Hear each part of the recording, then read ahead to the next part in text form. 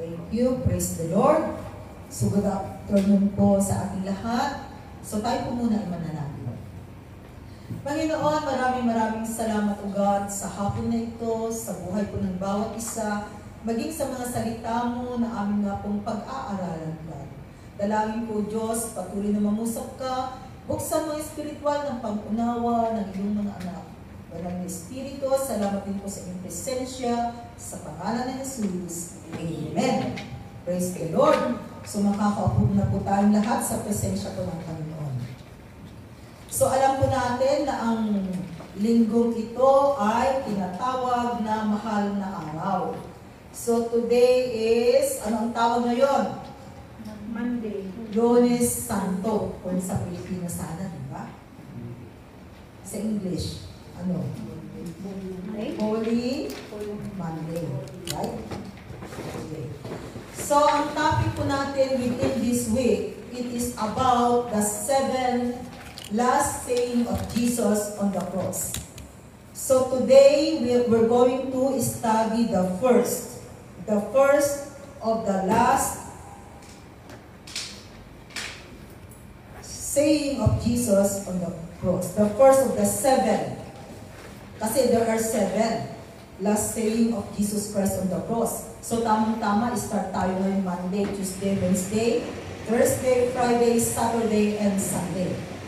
So today, we're going to study the first of the 7 last saying of Jesus on the cross. It is found in Luke 23 verse 34. Sabi po dyan sa Luke 23 verse 34, Jesus said, Father, forgive them, for they do not know what they are doing. So ito po yung salita po ng ating Panginoong Jesus nung siya po ay naipako sa krus. Na ang sabi niya, forgive, patawarin mo sila Panginoon, kasi hindi po nila alam ang kanilang ginagawa.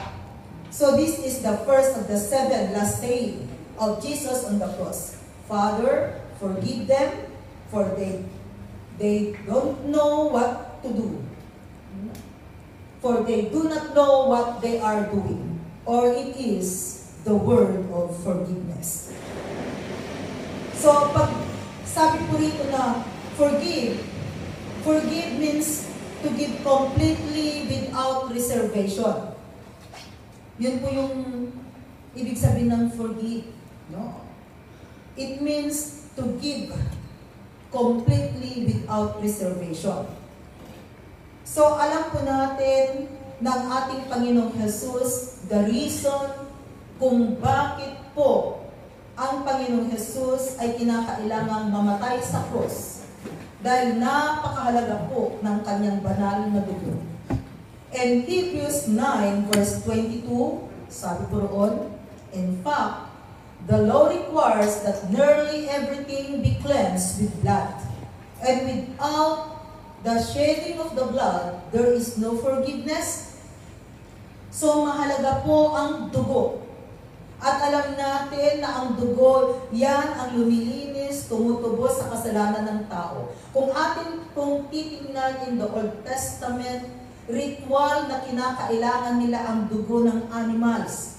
Kaya nga po in the Old Testament, no, meron silang tinatawag na the Day of Atonement. Ito ay ginagawa nila once a year. For example, tayo ngayong Monday group, this is our Day of Atonement. Ang gagawin po ninyo, magdadala po kayo ng 2 kambing. Yung isang kambing, kakatayin po natin at ang dugo niya, we're going to sprinkle dito sa altar. Yung isang kambing naman na buhay, ang gagawin ko as a priest, no, I'm going to lay my hands sa ulo ko ng kambing and I'm going to declare your sin. Nasasabihin ko, Lord, patawarin mo po ang kasalanan ng mga Monday group na ito. Yan. No? I-declare yung kasalanan, hihingi ng kapatawaran. And then, itong buhay na kambing na ito, paaalisin natin, papupuntahin sa disyerto. Kawawang kambing, dala-dala ang inyong kasalanan. So, ritual na ginagawa po in the Old Testament. Salamat dahil in the New Testament, hindi na po natin kinakailangan gawin. So, tingnan po natin ang Leviticus 16 verses 15 to 16. Yan ang kanilang ginagawa. He shall then slaughter the goat for the sin offering for the people and take its blood behind the curtain and do with it as he did with the bull's blood. He shall sprinkle it on the atonement cover and in front of it. Verse 16. In this way, he will make atonement for the most holy place because of the uncleanness and rebellion of the Israelites. Whatever their sins have been, he is to do the same for the tent of meeting, which is among them in the midst of their uncleanness. So ito po ay ritual na ginagawa nila. Salamat because in the New Testament, hindi na po natin kinakailangang gawin. Dahil ito po ay minsanan ng ginawa ng ating Panginoong Jesus. And John 1 verse 36, sabi doon, John 1 verse 36, when he saw Jesus passing by, he said, "Look, the Lamb of God." So siya po yung tinatawag na the Lamb of God, ang ating Panginoong Jesus. Exodus 12 verses 5 to 6, the animals you choose must be year-old males without defect, and you may take them from the sheep or the goats. Verse 6, take care of them until the 14th day of the month, when all the people of the community of Israel must slaughter them at twilight. So actually, ito po ay literal na ginagawa in the Old Testament, which is, na kung titingnan po natin, meron po siyang revelasyon or meron siyang ibig sabihin in the New Testament. In the Old Testament, ito yung tinatawag na Passover. Did you know that even today, isineselebrate po ng mga Jewish ang Passover this week? Tamang-tama. Samantalang sa akin naman, we call it Holy Week. Para nandun po na makita po kung ano po yung nangyari noon at kung ano ang ginawa ng ating Panginoong Jesus. So, sabi natin kanina, siya yung tinatawag na lamb, a blameless lamb. Kaya hindi na po tayo kinakailangan magdala ng mga animal sacrifices. Dahil ginawa na po ng ating Panginoong Jesus. 1 Peter 1 verses 18 to 19. So sabi dyan. And 1 Peter 1 verses 18 to 19. Okay.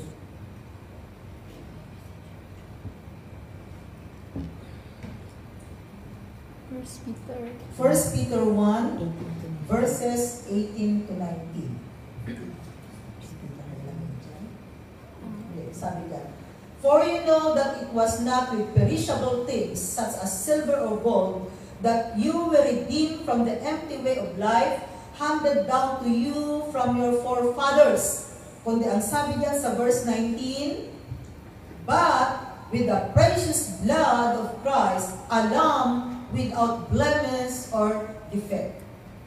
So, alam po natin na kung nag-offer sila doon talagang perfect lamb without blemish. No? At ang ating Panginoong Jesus, He is a lamb without blemish or defect. So, dito makikita po natin, sabi natin kanina, without the shedding of the blood, there is no forgiveness. Kaya salamat dahil ang dugo po ng ating Panginoong Jesus na umagos sa cross of Calvary, yun po yung pinanlinis sa ating mga kasalanan right now. So ano po yung ginawa natin? We repent and we accept Jesus Christ as our Lord and personal Savior, and we believe it by faith na ang dugo niya na umagos in the cross of Calvary more than 2,000 years ago ay yan po ang pinantubos sa ating mga kasalanan. And that blood of Jesus is still flowing even right now. Still pa rin po na makapangyarihan ang dugo ng ating Panginoong Jesus. Amen. So, Jesus makikita po natin dito na nung naipako po sa krus ang ating Panginoong Jesus, no? Sabi niya, di ba? Father, forgive them. Yan. Patawarin mo sila, Panginoon, sabi ng ating Panginoon. Jesus prays that the Father would forgive them. Who are they? Sino yung mga patatawarin? Soldiers. The soldiers. Yung mga nagmak sa kanya. No? Maging si Pontius Pilate. No? The chief priests and scribes. The Pharisees and Sadducees. Sila yung mga priest. No? Even you and I. So, kung atin pong titingnan nung nanalangin ng ating Panginoong Yesus, sabi doon, Father, forgive them. Kapatid, isa tayo doon na sinasabi ni Lord, napatawarin mo sila, Ama. So, praise the Lord. Kaya nga po nung tayo ay sinabi rin natin na, Lord, tinatanggap kita. Cleanse me with your precious blood. And we believe it by faith na tayo po ay nagiging malinis sa mata ng Panginoon. Ephesians 4, verse 32. Sabi niya. 32 or 23? 23 po yung nakalagay. Ano ang nakalagay doon? 23 po dito. Tingnan ko. Ephesians 4, verse 32. Ah. Makapaliktad yung nailagay ko. Iyan ako na Ephesians 4:30. Kasi, tingnan natin. Ano yung sabi doon sa Ephesians 4, verse 32? Be kind and compassionate to one another, forgiving each other just as in Christ God forgave you. Oh, forgiving. Kaya pala, no? Sa mundo ito, dapat ikaw at ako din ay kinakailangang magpatawad. Meron bang mga tao sa buhay natin na kinakailangang patawarin? We need to release our forgiveness. Remember, sabi diyan sa kanyang salita, no, pinatawad tayo ni Kristo, so tayo rin po ay matutong magpatawad. Matthew chapter 6, verse 14. Sabi niya, for if you forgive men when they sin against you, your heavenly Father will also forgive you. Yan. So kung patatawarin natin ang mga taong nagkasala sa atin, alam din po natin na tayo patatawarin ng Diyos. Kailangan po natin ang kapatawaran na mula sa Panginoon. Colossians 3 verse 13. Sabi na ulit sa kanyang banal na salita.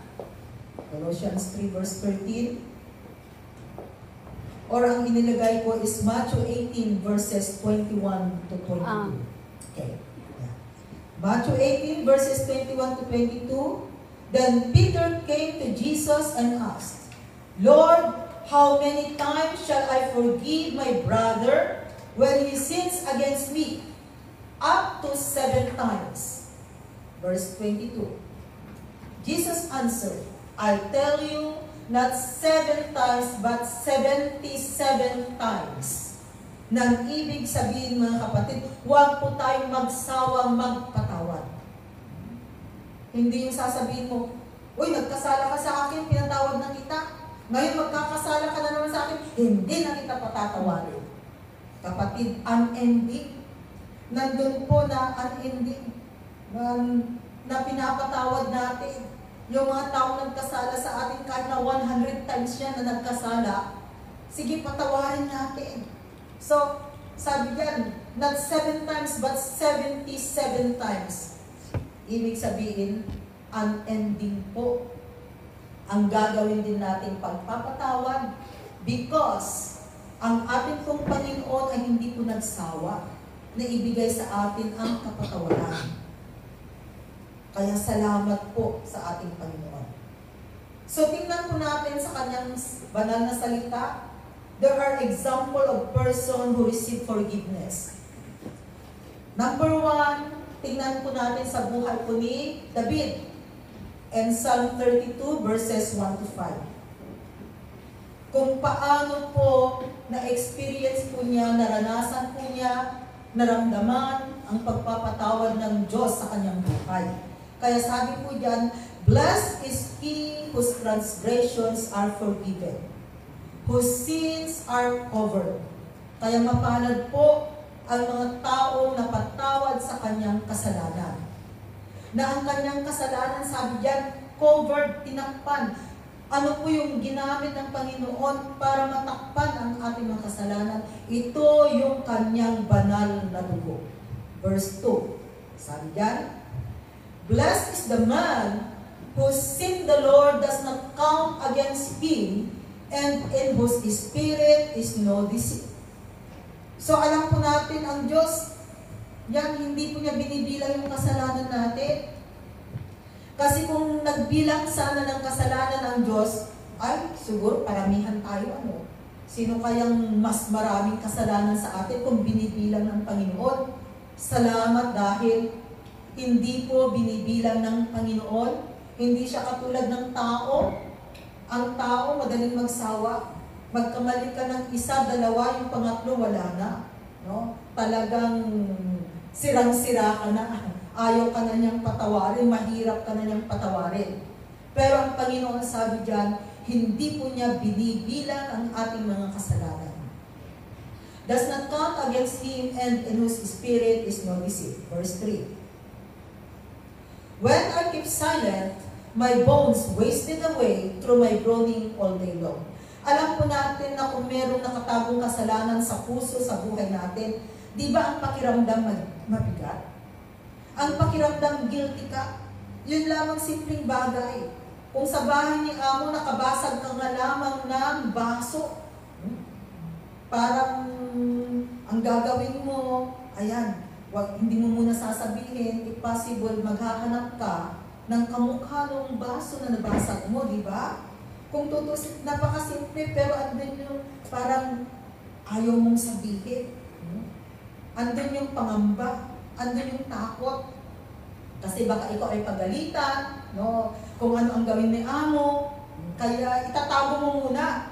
Pero habang naghahanap ka ng kamukha niyang baso, or habang nandun na hindi mo sinasabi sa amo mo yung nagawa mo, guilty ka. Mabigat sa pakiramdam, may pangamba, may takot. Isn't it?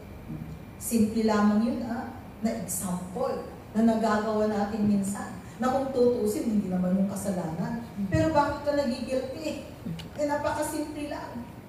So, makikita natin dito na tunay na kung itatago natin, na kung may ginawa tayong hindi tama, ganito po yung pakiramdam. Sabi niya, my bones wasted away through my groaning all day long. Verse 4. For day and night, your hand was heavy upon me. My strength was sapped as in the heat of summer. Oh, ganyan ang pakiramdam. And verse 5, sabi niya,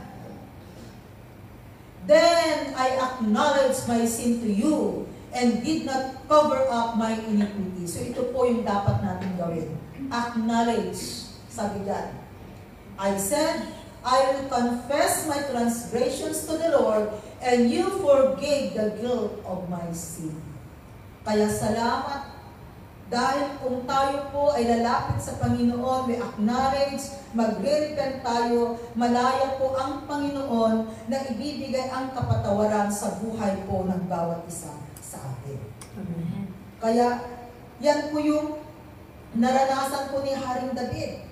No? Kasi nung itinago niya yung kanyang kasalanan, talagang nawala yung kanyang peace of mind, nawala yung kanyang happiness, no? Mawawala din yung favor that comes from the Lord. He experienced guilt and inner torment as God's punishment.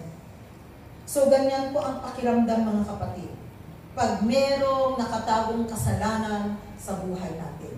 Kaya kailangan po na ito ay ihingi po natin ng kapatawaran sa Panginoon, and God is just and faithful to forgive us. 1 Timothy chapter 1 verses 13 to 16. Dito naman makikita naman po natin na another is in the life of Paul, kanina kay David. Ngayon naman kay Paul, sabi po diyan, even though I was once a blasphemer and a persecutor and a violent man, I was shown mercy because I acted in ignorance and unbelief. Marami po sa atin ang katulad po ni Apostle Paul, nang alam natin, kilala natin ang Diyos, ang alam natin, naglilingkod tayo sa Kanya, pero kulang pala. Kasi tingnan po ninyo si Apostle Paul, no? He knows God, pero ang nangyari, he become persecutor, no? Sa mga mananampalataya kay Kristo. No? Salamat at nabigyan din po siya ng pagkakataon. Kaya sabi diyan sa verse 14, the grace of our Lord was poured out on me abundantly, along with the faith and love that are in Christ Jesus. Verse 15. Here is a trustworthy saying that deserves full acceptance. Christ Jesus came into the world to save sinners, of whom I am the worst. And verse 16, sabi po ni Apostle Paul, but for that very reason, I was shown mercy so that in me, the worst of sinners, Christ Jesus might display His unlimited patience as an example for those who would believe on Him and receive eternal life. So hindi lamang po si Apostle Paul, but even for you and for me, na nakita po natin, naramdaman po natin sa ating buhay, na nung tayo po ay lumapit sa Panginoon, humingi ng kapatawaran sa mga nagawa nating kasalanan, nandyan po na nakamtan po natin ang kapatawaran at ang buhay na walang hanggan. Kaya salamat sa ating Panginoong Jesus. Kaya itong mahal na araw na ito, sa mga mananampalataya kay Kristo, alam nila kung ano po yung ibig sabihin ng mahal na araw na ito, na nandun na talagang nagpapasalamat po tayo sa ginawa ng ating Panginoong Jesus, nang dahil po sa kanyang sakripisyo. So ang tanong, how does sin forgiven? Paano nga ba napapatawad ang kasalanan? Number one is that sin is forgiven by hearing the gospel. Katulad natin. Di ba mula pagkabata, alam naman natin, kilala natin si Jesus. Alam natin na mayroong Semana Santa or mahal na araw. Kaya nga sa Pilipinas, di ba noon, pag mahal na araw na, lalo na pag Good Friday, parang ayaw na natin kumain ng karne. Di ba? Yung ba ay dapat ganito lang, maggulay lang. Start ng Holy Thursday, and then Good Friday. And then pag Saturday naman, kinakailangan, tinatawag natin sa Ilocano, Sabado Gloria, which is kinakailangan maligo.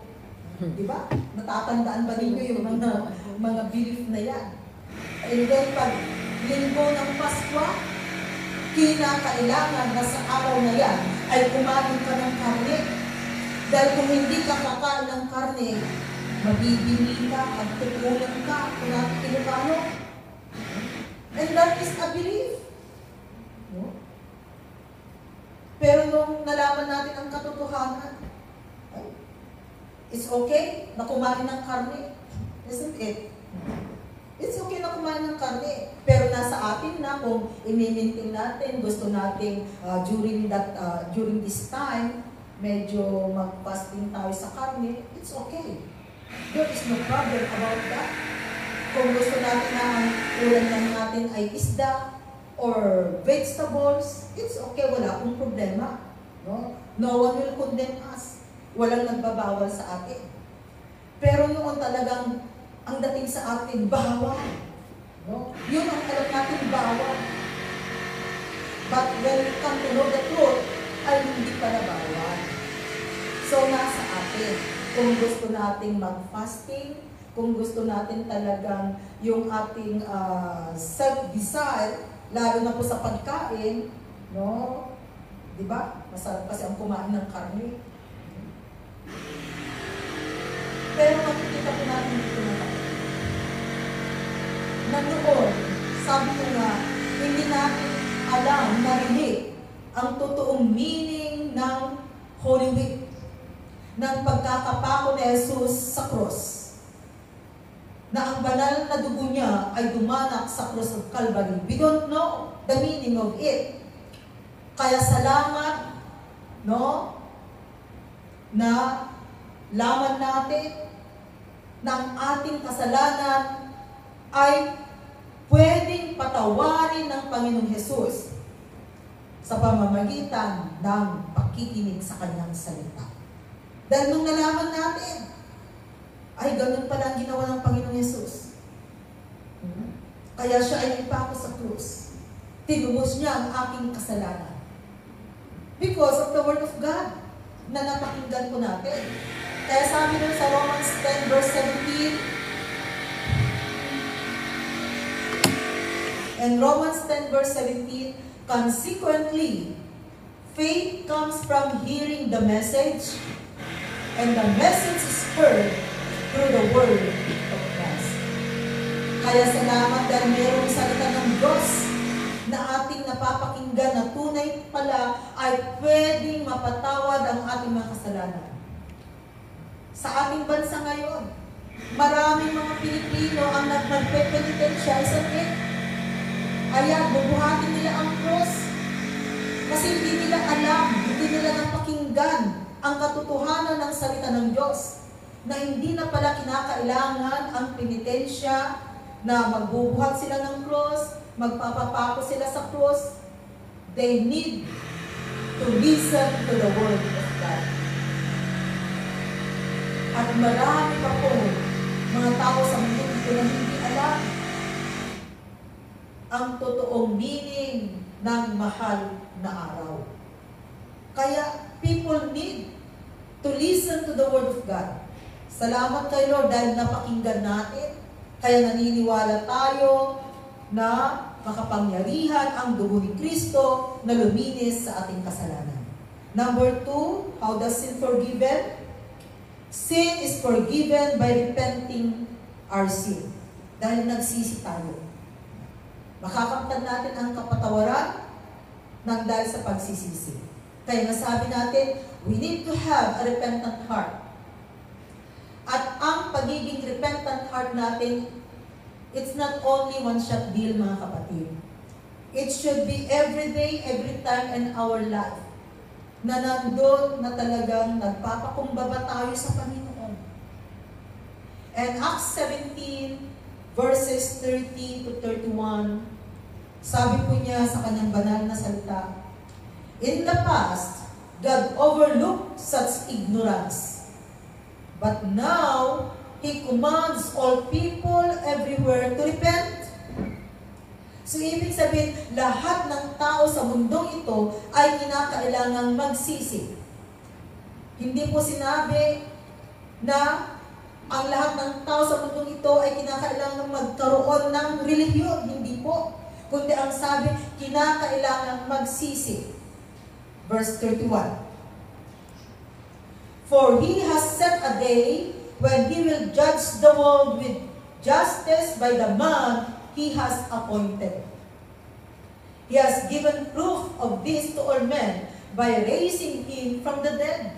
So it is speak about the man Jesus Christ because we believe that He is 100% man at the same time 100% God. Naniniwala tayo. Ito ay walang iba kundi ang ating Panginoong Jesus. No? Yeah. Na tunay siya ay namatay. Ngunit ang magandang balita, siya ay muling nabuhay. So pagsisisi, kailangan niya, mga kapatid, para mapatawad ang ating mga kasalanan. Remember, no one is righteous, no not one. Lahat po ay nagkasala, at lahat ng tao sa mundong ito ay kinakailangan magsisi sa kanilang kasalanan. Upang sa ganun po ay makakamtan nila ang buhay na walang hanggan at kapatawaran na galing sa Panginoon. Number 3. Number 3 is that Sin is forgiven by believing in Jesus Christ as the Son of God. Mapapatawad ang kasalanan. Ang tanong, paano ang mga tao na hindi nakakilala kay Kristo? Of course, hindi sila mapapatawad sa kanilang kasalanan. Kung hindi sila maniniwala kay Kristo. Alam po natin na sa mundo ito maraming different belief, no? Different religion, katulad ng mga Muslim. No? Pag sila ay nakarating doon sa Mecca, no? Talagang nagiging banal sila, ibig sabihin, no? Na nabubura or napapatawad yung kanilang mga kasalanan. They become holy. Kaya na ang mga Muslim talagang nandun yung desire nila na pumunta sa Mecca. Because they believe na kung sila makakarating in that place, mapapatawad yung kanilang mga kasalanan.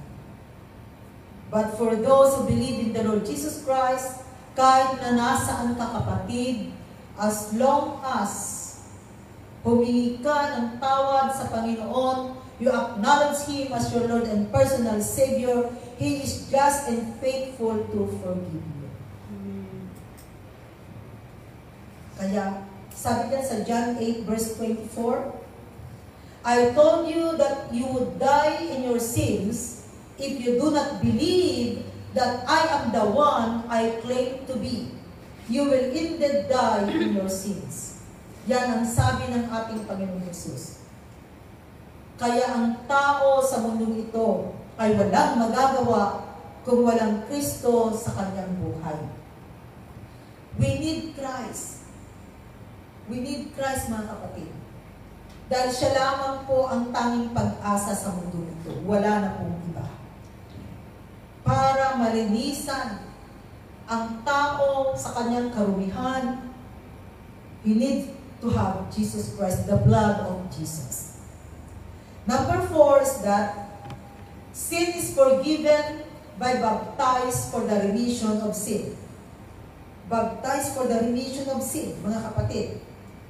So, ito yung tinatawag na water baptism. Sino na po sa atin dito yung na water baptized? Amen. Praise the Lord.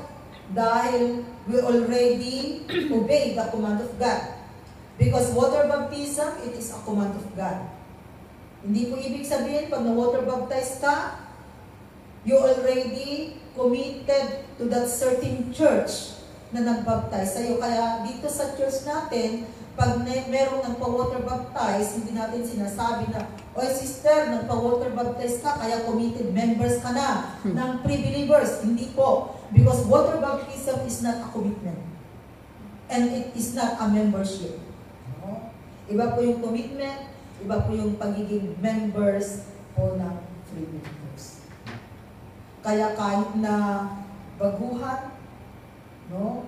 Pag nandun na she want to obey the Word of God, binabaptize natin, kaya meron po tayong meron tayong swimming pool, bathtub na ginagamit for water baptism.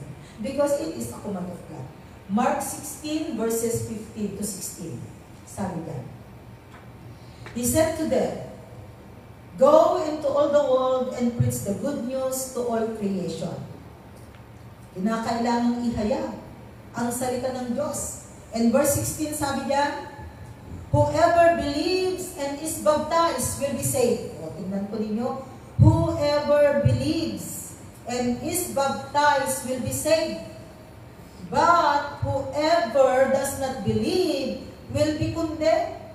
Kaya kung hindi ka naniniwala at hindi ka nabautismuhan ng tubig, mga kapatid, sabi diyan, may parusa ng naghihintay. So nagpapatunay lamang po that water baptism, it is a command of God that we need to obey. Pag sinasabi po natin na may Kristo sa buhay natin, we need to obey the command of God. Kaya kung may mga kapatiran po tayo dyan na nakikinig po sa kanyang salita at hindi pa po nagsasubmit ng water baptism, kapatid, it is a command of God that you need to obey. So, another question is that, how does sin is not forgiven? Kanina sabi natin, paano mapapatawad ang kasalanan? Ngayon naman, how does sin is not forgiven? Ano yung way kung bakit hindi napapatawad ang kasalanan? Number one is, sabi diyan, by denial. When you deny the Lord Jesus Christ in your life. 1 John 1 verses 8 to 10. Sabi niya, if we claim to be without sin, we deceive ourselves, and the truth is not in us. Verse 9. If we confess our sins, He is faithful and just and will forgive us our sins and purify us from all unrighteousness. And verse 10, if we claim we have not sinned, we make Him out to be a liar, and His word has no place in our lives. Kaya kung sinasabi po natin na wala tayong kasalanan, ay, kapatid, we deceive ourselves. Dahil sabi nga natin, wala pong tao sa mundong ito na walang kasalanan.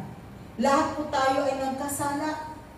So I remember before, kasi meron akong lolo, alam naman natin na kung medyo matanda na, ay talagang napakahalaga na we share the word of God. Lalo na po pag alam natin na wala pa silang Kristo sa kanilang buhay, isn't it? So I have a lolo before na I share the word of God. And then, after that, I lead him in a sinner's prayer. Sabi ko sa kanya, Lolo, sumunod ka sa panalangin na ito. So, habang nagpre-pray kami, sumusunod siya. And then, nung sinabi ko na, Panginoon, patawarin mo ako. And then, ayaw na niyang magsalita. And then, sabi ko, dinobli ko siya ng 3 times. Lord, patawarin mo ako. Ayaw niya. And then sabi ko, Lolo, bakit ayaw mo nang sumunod sa panalangin? Eh, apo ko, wala naman akong kasalanan. Yun ang sabi niya sa akin. Kasi mabait siya. Actually, mabait. So for him, wala siyang ginawang kasalanan. So, dahil ganun yung kanyang sagot, so what I do, ibinalik ko siya sa Garden of Eden. Yung kwento ni na Adan at Eva, kung paano nagkaroon ng kasalanan sa mundong ito. At mula nung magkasala sina Adan at Eva, we have that sinful nature. And then ipinaunawa ko sa kanya, sabi doon sa Romans 3 verse 10, no one is righteous, no not one. Lahat ay nagkasala. So nung naunawaan niya, kaya nga sabi ko, we need to share the word of God. So nung naunawaan niya, na ganun pala, na siya ay nagkasala. Lahat ay nagkasala. So sabi ko, Lolo, mag-pray ulit tayo. So nung nag-pray ulit kami, sabi ko, Panginoon, patawarin mo ako.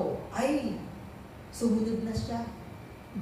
Hanggang sa natapos po yung sinner's prayer.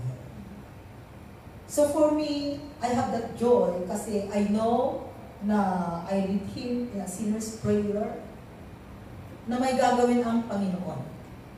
So alam po ninyo mga kapatid, napakahalaga po in our family. Huwag po kayong mahiya. Lead them in a sinner's prayer. Dahil we know na kilala nila si Jesus, isn't it? Eh sabi sa kanyang salita, we need to declare and we need to confess that Jesus Christ is our Lord and personal Savior. Magkaroon po kayo ng courage, ng boldness, gather your family. Kahit i-share mo lang ang John chapter 3 verse 16. And after that, lead them in a sinner's prayer. Ipag-pray mo sila. Nagagawa ba natin yan mga kapatid? Nagawa mo na ba sa iyong pamilya? Gawin mo natin. Amen. Dahil mahalaga. There is power in that kind of prayer. Kasi that is biblical. Isisingit ko. Pakibasa nga ang John chapter 10 verses 9 to 10. John chapter 10 verses 9 to 10. Sabi ko. Ay, no, sorry. John chapter 9. Tingnan ko lang. John chapter...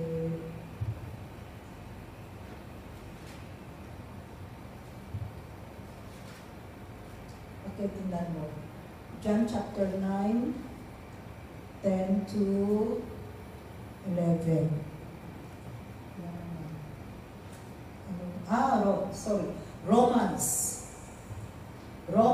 10, 9 to 10. Sorry, hindi po dyan. Romans.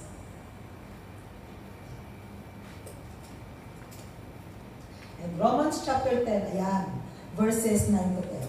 Sabi niya, that if you confess with your mouth, ito po yung pinanghahawakan ko nating verses. That if you confess with your mouth, Jesus is Lord, and believe in your heart that God raised Him from the dead, you will be saved. Verse 10. For it is with your heart that you believe and are justified, and it is with your mouth that you confess and are saved. So, makikita po natin dito na ito po ang salita po ng Panginoon. Kaya napakahalaga po na we lead them. Ito tinatawag na sinner's prayer. That they're going to confess in their life that Jesus Christ is their Lord and personal Savior. Makapangyarihan po, mga kapatid, ang panalangin na yan. So, i-lead natin yung ating mga kaibigan, even mga alaga ninyo, kung nasisiran po ninyo ng salita ng Panginoon. Ako nung may alaga ako, si Gus, I think 8 years old. Yung batang inalagaan ko, bago ko siya iniwanan, I lead her in a sinner's prayer. And did you know na umiiyak yung bata? After na nag-pray kami ng sinner's prayer, ang sabi niya, how about my daddy? How about my mommy? Kasi ang daddy niya, devoted na Buddhist. Ang mami naman niya, walang Diyos. Pero ang babait po nila. Tatalunin pa nila ang isang Kristiyano. Napakabait po nila. Yung alaga ko na bagong panganak kasi noong napunta ako sa bahay na yun. The first day na hinawakan, first time na hinawakan ko yung bata, I dedicate it to God. Ginagawa pa ninyo yan, mga kapatid. Yung first na hawakan ko yung bata, I dedicate it to God. I claim the salvation of that child.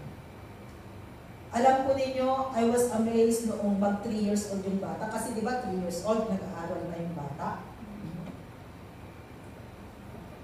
Doon siya sa True Light Middle School, dinala ng kanyang mga magulang. It is a Christian school dito sa Hong Kong, di ba? Diyan sa taas ng hospital. Doon nag-aaral ang bata. At yung batang alaga ko rin yun din ang nagturo sa kanyang mga magulang how to pray. Kasi nung nasa school, natuto yung bata ng prayer. And then one time, ayaw niyang pakainin yung tatay, nanay niya, lolo at lola. Kasi yun yung pinapakain ko during dinner time. Sabi, don't eat! Kulat sila. We need to pray. Ako rin na nasa kusina. Lord, bahala ka na po. No.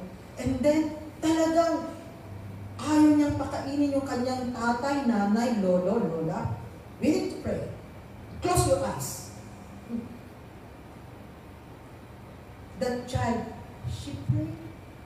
So from that time, bago sila kumain, yung bata ang naglilid ng prayer. So I was blessed. Sabi ko, Lord, salamat.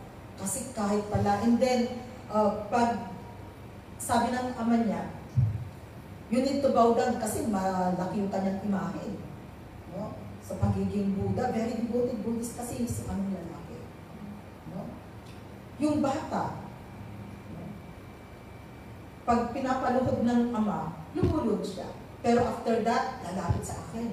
Sabi niya, Cheche, when you see me bowing down, I just only follow my daddy.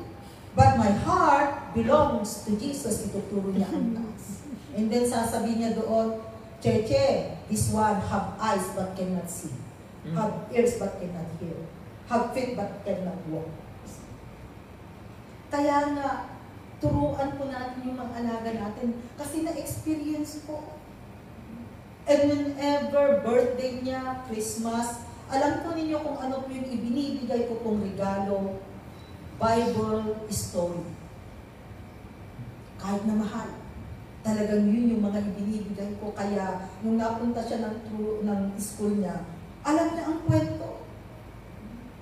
Kasi yun yung mga binabasa, mahilig kasi siya sa books.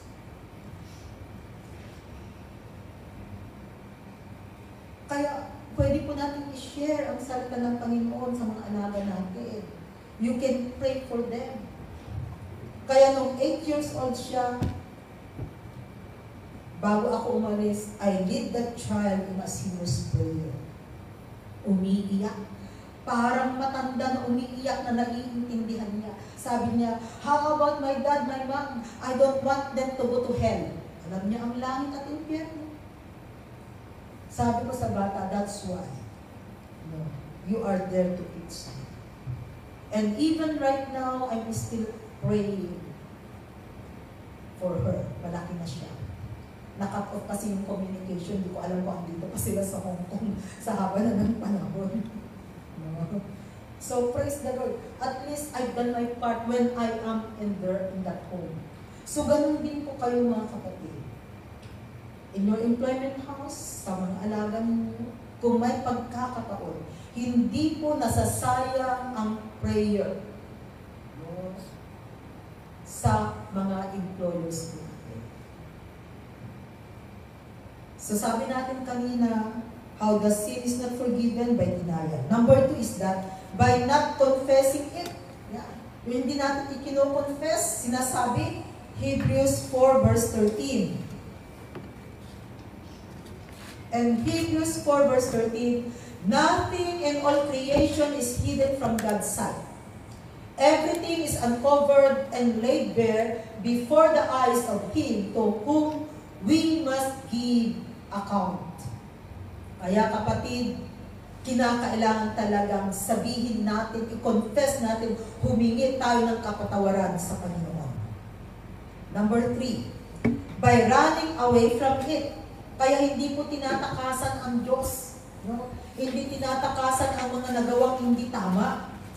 And Psalm 139 verses 7 to 12. Sabi po yan sa kanyang salita, where can I go from your spirit? Where can I flee from your presence? Verse 8. If I go up to the heavens, you are there.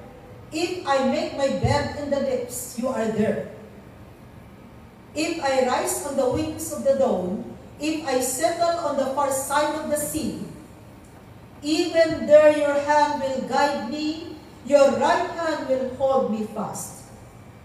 If I say, surely the darkness will hide me and the light become night around me, even the darkness will not be dark to you. The night will shine like the day, for darkness is as light to you. Ibig sabihin, mga kapatid, hindi po tayo pwedeng magtago sa Panginoon because God is everywhere. Everywhere po ang Diyos. He is omnipresent God. Omnipresent ibig sabihin, kahit nasa ang lugar, nandun po ang Panginoon. Kahit nasabi diyan, even in the darkness, God is still there. Sa liwanag man, nandiyan ang Panginoon. Because He is omnipresent God. Kaya, Wala po tayong maililihim sa Kanya. At ang Diyos, alam po niya ang buhay ng bawat isa. Alam niya kung sino po tayo sa mundo ito. Kaya harapin ang mga dapat harapin. Amen. Amen.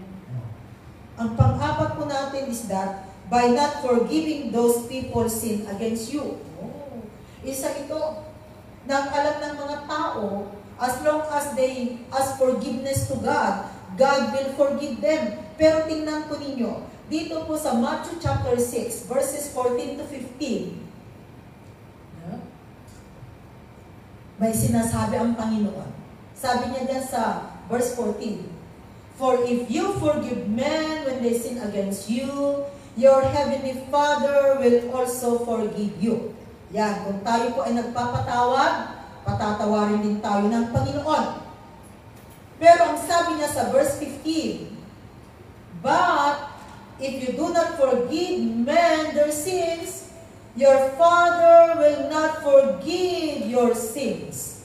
So mga kapatid, wala po tayong option kundi patawarin ang mga taong nagkasala sa atin. Kung gusto po natin na tayo patawarin ng Panginoon, patawarin din po natin ang mga taong nagkasala, mga taong gumawa ng hindi tama sa atin. Kaya yung puso po natin, yan, panatilihin po natin yan na pusong malinis, pusong dalisay, isang pusong kalugod-lugod sa Panginoon. Dahil yan po ang nais ng Panginoon. Kaya tingnan po natin sa buhay natin na kung hindi tayo nagpapatawad, ibig sabihin, hindi rin po natin makakamtan ang kapatawaran na mula sa Panginoon. Kaya, we need to forgive those people who sin against us. Dahil yan ang salita ng Panginoon. And Acts 7 verses 59 to 60. Dito po tayo magtatapos po sa verse na ito. Sabi yan, "While they were stoning him, Stephen prayed, 'Lord Jesus, receive my spirit.'" Verse 16. "Then he fell on his knees and cried out, 'Lord, do not hold this sin against them.' When he had said this, he fell asleep." Alam natin na bago rin po nalabutan ng hininga ang ating Panginoong Jesus, ang una po doon sa 7 last saying ng ating Panginoon, sabi niya, "Ama, patawarin mo sila." And even Stephen, he is a servant of God. Tingnan po ninyo. Yun din yung kanyang sinabi, di ba? Kasi binato siya hanggang sa siya ay mamatay. Pero sabi niya, sa huling hininga po niya, sabi niya, "Lord, do not hold this sin against them."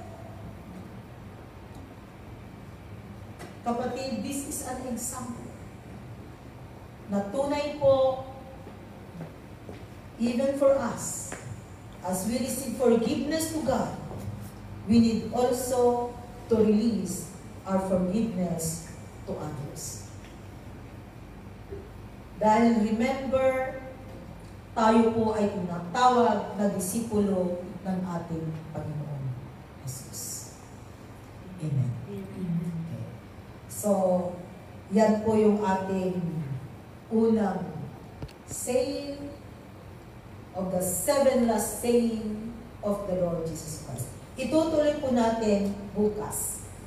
Amen. The second saying of the last 7 sayings of Jesus Christ on the cross. Panginoon, salamat o God sa pagkakataon nito na tunay nga po o God. Dakila ka at makapangyarihan na inialay mo ang iyong buhay para sa amin o God. Ipinako ka sa krus, Panginoong Jesus. Dumanak ang iyong banal na dugo sa krus ng Calvary. At habang nakapako ka sa krus, Panginoon, sinabi mo na patawarin nila, O God, Patatawarin, Father, forgive them. Yan ang iyong binigkas, Panginoon. Salamat, O God, dahil kami po ay makasalanan. Ngunit binigyan mo po ng pagkakataon. Na nung kami po ay humingi ng tawad, nanalig at nanampalataya sa iyo, Panginoon, naniniwala kami, O Diyos, na nakamtan po namin ang kapatawaran na mula sa iyo. Kaya dalangin po namin, O Diyos, na sa buhay po namin, O God, ay tunay, O God, nakikilos ang salitang kapatawaran, na makakamtan po namin, O God, ang kapatawaran mula sa iyo. Mapapatawad namin ang mga taong nagkasala sa amin. At ganun din po, O God, na humihingi kami ng tawad sa mga taong ginawan namin ang hindi tama. At maging sa sarili naming buhay, Panginoon, nandun po, O God, na pinapatawad namin. Na ang kapangyarihan, Panginoon, ng salitang forgiveness, O God, ito po ay kumilos sa buhay ng bawat isa. Kaya salamat, Panginoon, dahil dakila ka at makapangyarihang Diyos na aming pinaglilingkuran. Maraming salamat, O God, at ibinabalik ko po sa iyo ang mataas na papuri sa pangalan ni Jesus. Balik mo sa atin.